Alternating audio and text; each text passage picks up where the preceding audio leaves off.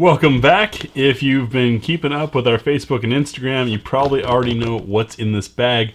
This is one of the new Reguli, my guess for plural on Regulus, from Lionheart Industries. We'll take a look next on GBGuns.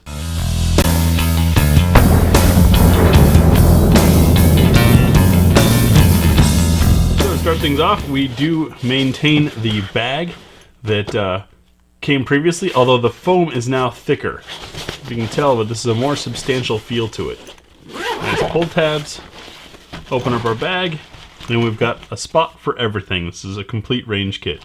You've got your all-purpose brush, a little bit of lube, cleaning rods, an actual proper brush in a tube so it doesn't mangle everything, your child safety lock, 2 magazines. These are 18-round magazines produced by Mechgar for Lionheart. Documentation is up in here. The manual will be the same as you've seen previously, and in here is our gun. Let's get the bag out of the way and take a look at this guy. So, this is the Alpha frame with a short slide. If you saw the introduction to the Regulus video, you'll know that there are 2 different frame sizes, 2 different slide lengths, a total of 4 different barrel lengths because you can get them threaded or non. But to let you know what you're looking at here, this is the Alpha, the larger frame with the shorter slide, following sort of Glock 19X-ish in capacity there, 18-round magazine. Show clear, and let's start with our walk around the gun. And yes, for those of you safety freaks out there, you can see if there's a round in the magazine or not by press checking. You don't have to remove the magazine first. As far as magazine removal, we do get a little bit of ejection there.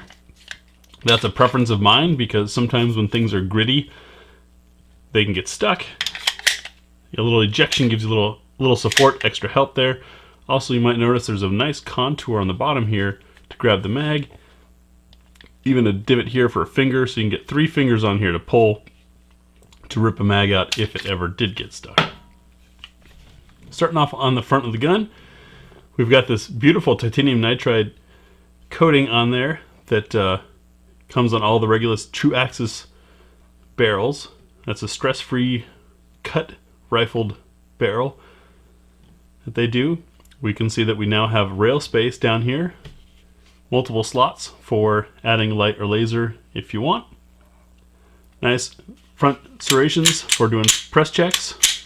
Easy enough. The indentation on both sides of the frame for a reference point for resting your trigger finger when not firing, and your thumb, or if you're left-handed like I am, it still works. A little divot here on the front for those who like to do the finger hook.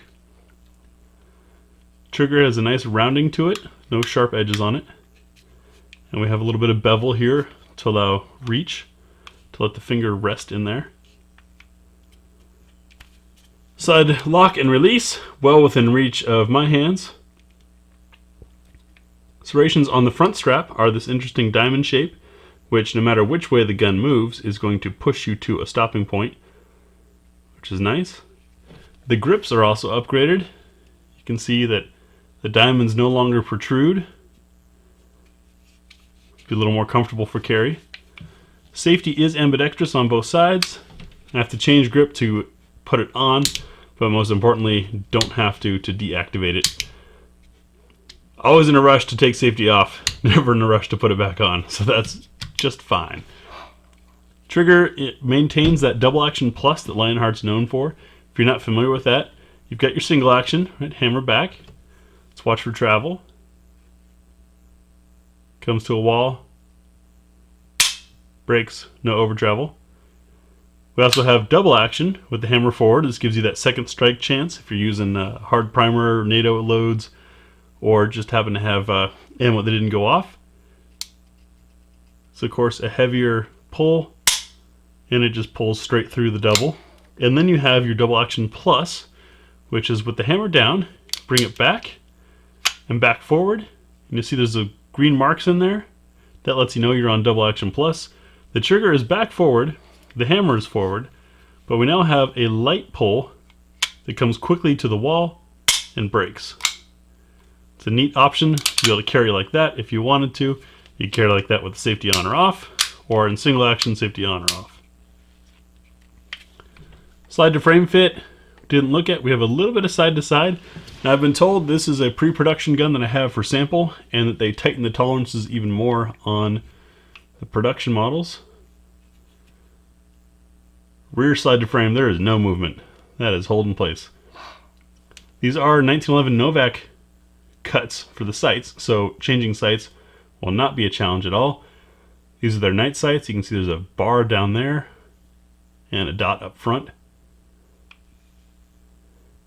Same serration pattern on the back that matches the grips.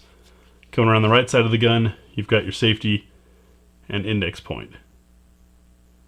Now let's take a look inside the gun. Field stripping the Regulus, like the LH9, is really easy and does not require pulling the trigger. We're going to bring this triangle back over the other side of this pin and then push that pin out.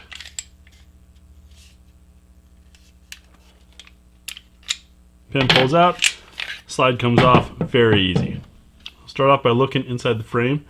Now this is an alloy frame, 7075 T651 aluminum for all you metallurgists out there. Nice long rails, very solid ejector, very clean machining.